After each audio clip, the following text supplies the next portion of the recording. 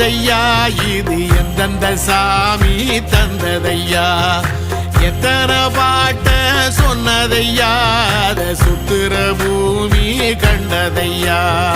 அடிச்சு வீசும் காத்துலையும் அந்த தகப்பனாச சுத்துதையா பிடிச்சு பூக்கும் விதையிலும் ஒரு வம்சத்து கதையே உள்ளதையா